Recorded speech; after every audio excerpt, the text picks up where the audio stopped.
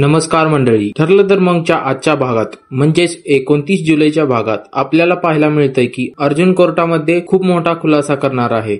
अर्जुन म्हणतोय की मिस साक्षी आणि प्रियाच्या स्टेटमेंटमध्ये एकच तफावत आहे. त्याचं कारण असं आहे की मिलॉर्ड, विलासचा खून साक्षी शिकरे यांनी केलाच नाही. मिलॉर्ड, विलासचा खून प्रिया मधुकर उर्फ तन्वी सुभेदार यांनी केलाय. हे ऐकून कोर्टामध्ये खूपच धमाका होतो. सगळेजण एकमेकांकडे बघतच राहतात. अर्जुन नेमकं काय बोलतोय हे ऐकून महिपत तर खूपच आनंदी होतो असं आपल्याला पाहायला मिळतंय.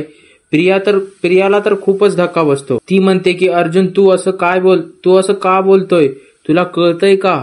मी खून केलेला नाहीये. अर्जुन तू डोक्यावर पडलाय का? तू काय बोलतोयस? प्रिया म्हणते मी नाही केला खून कुणाचा. रविराज अर्जुनच्या स्टेटमेंटवर ऑब्जेक्शन घेतो. आरोपींवरचा गुन्हा सिद्ध करता येत नाही म्हणून अर्जुन आय विटनेसवर गुन्हा ढकलण्याचा प्रयत्न करतायत. इकडे महिपत साक्षीला म्हणतो की अर्जुन सुभेदारनी त्या प्रियाला अडकवलंय ना, तर तू सुटशील ना पोरी. साक्षी म्हणते पण मला तर वेगळीच भीती वाटते अण्णा. हे सगळं कुठेतरी वेगळ्या दिशेने जातंय.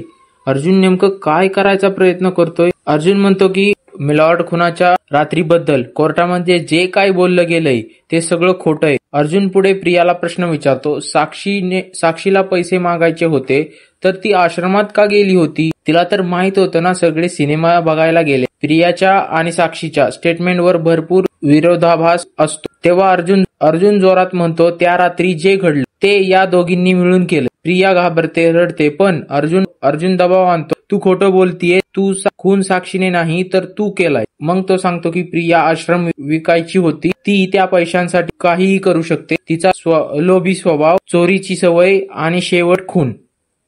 रविराज चिडतो, अर्जुनला धमकी देतो, पण अर्जुन थांबत नाही. अर्जुन म्हणतो मी सत्य सांगतोय आणि माझ्याकडे पुरावे आहे. शेवटी न्यायाधीश कोर्टाला 15 मिनिटाचा ब्रेक देतात. पण आता खरी गुंतागुंत सुरू होणार आहे. पुढे काय होईल हे पाहण्यासाठी आपल्या चॅनलला आताच सबस्क्राईब करा आणि नोटिफिकेशन बेल ऑन करा.